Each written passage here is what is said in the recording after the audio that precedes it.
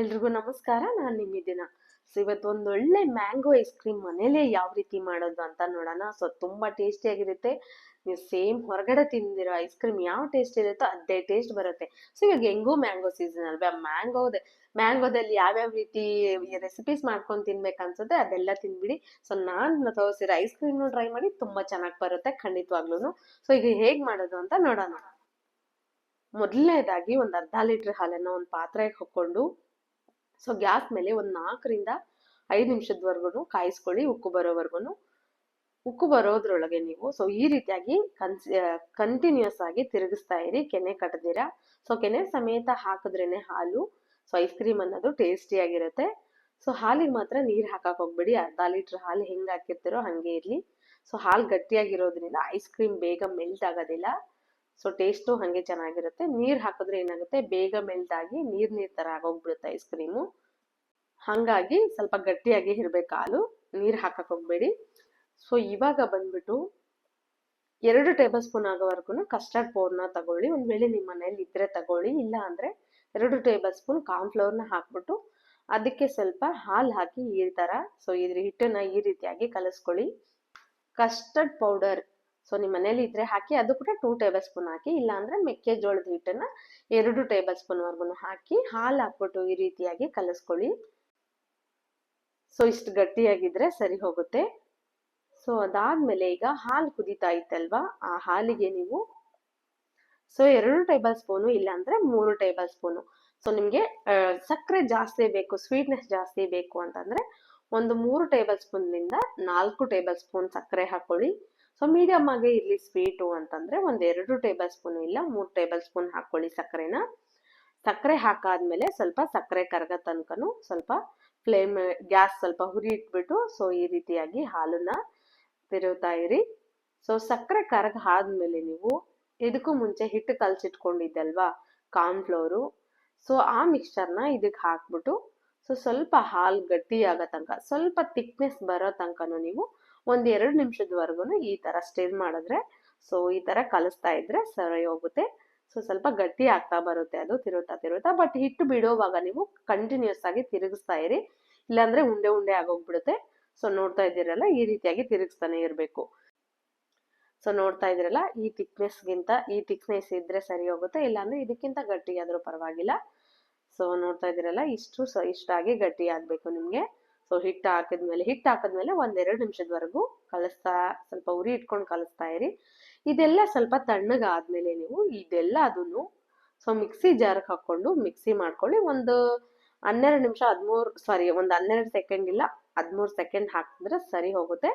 So ಜಾಸ್ತಿ ಏನ್ mixie ಮಾಡ್ಕೊಳ್ಳೋ ಅವಶ್ಯಕತೆ ಇಲ್ಲ. ಸೊ ಈಗ ನೀವು ಒಂದು ದೊಡ್ಡ ಸೈಜ್ ಮಾವಿನ ಹಣ್ಣನ್ನ ಕಟ್ ಮಾಡ್ಕೊಂಡು ಒಂದು ಬೌಲಲ್ಲಿ ಎತ್ತಿಟ್ಕೊಂಡಿರಿ.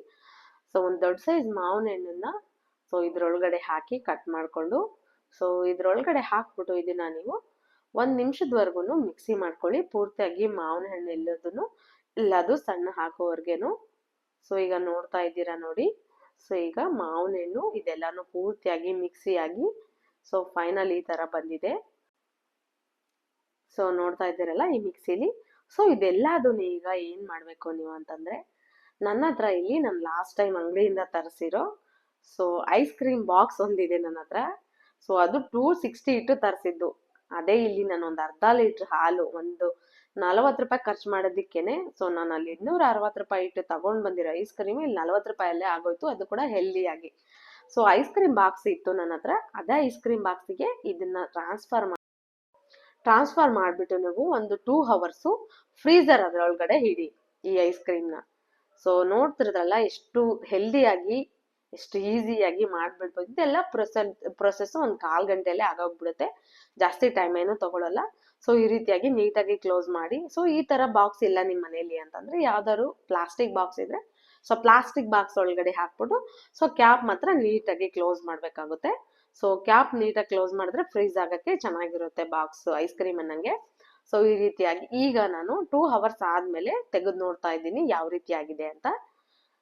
ಸೊ ನೀವು ನೋಡ್ತಾ ಇರ್ಬೋದು. ಸೊ ಸ್ವಲ್ಪ ಐಸ್ ಕ್ರೀಮ್ ಆಗಿದೆ, ಬಟ್ ಇದೇ ಡೈರೆಕ್ಟ್ ಆಗಿ ತಿನ್ನಕ್ಕಾಗಲ್ಲ ನಾವು. ಯಾಕೆ ಅಂದ್ರೆ ಸ್ವಲ್ಪ ಗ್ಲಾಸಿಯಾಗಿ ಸ್ವಲ್ಪ ತರ್ತರಿಯಾಗಿ ಇರುತ್ತೆ, ಐಸ್ ಕ್ರೀಮ್ ಅನ್ನೋದು ನೈಸ್ ಆಗಿರಲ್ಲ.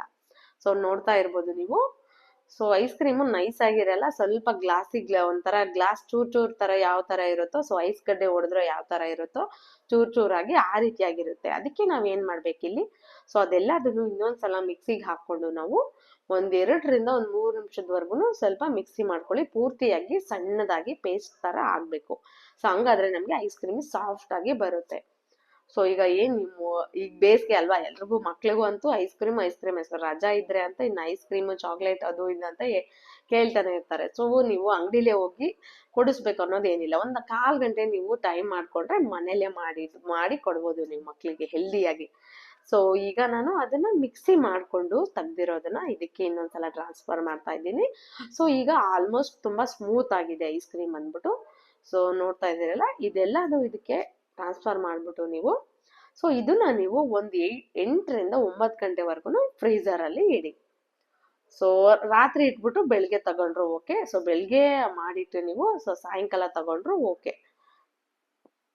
ಸೊ ನೋಡ್ತಾ ಇದ್ರಲ್ಲ, ಈ ರೀತಿಯಾಗಿ ನೀಟಾಗಿ ಇದು ಮಾಡ್ಬಿಟ್ಟು ಸೊ ಫ್ರೀಸರ್ ಇಟ್ಬಿಟ್ಟು ಒಂದು 8ರಿಂದ 9 ಗಂಟೆ ತನಕ ಆಮೇಲೆ ತೆಗ್ದು ತಿಂದ್ರೆ ನಿಮ್ಗೆ ಸೊ ಫ್ರೆಶ್ ಆಗಿರೋ ಮನೇಲೆ ಮಾಡಿರುವಂತ ಹೆಲ್ದಿ ಆಗಿರುವಂತ ಐಸ್ ಕ್ರೀಮ್ ರೆಡಿ ಆಗಿ ಹೋಗುತ್ತೆ ನಿಮ್ಗೆ. ಸೊ ನೋಡ್ತಾ ಇದ್ದೀರಲ್ಲ ಫ್ರೆಂಡ್ಸ್, ನಾನು ಇದಕ್ಕೆ ಇನ್ನೊಂದ್ ಸ್ವಲ್ಪ ಕಲರ್ಫುಲ್ ಆಗಿ ಬರೋದಕ್ಕೆ ಫುಡ್ ಕಲರ್ ಹಾಕ್ಬೋದಿತ್ತು, ಬಟ್ ನಮ್ ಕರ್ನಾಟಕದಲ್ಲಿ ಫುಡ್ ಕಲರ್ ಹಾಕಂಗಿಲ್ಲ ಅಲ್ವಾ, ಬ್ಯಾನ್ ಆಗಿದೆ.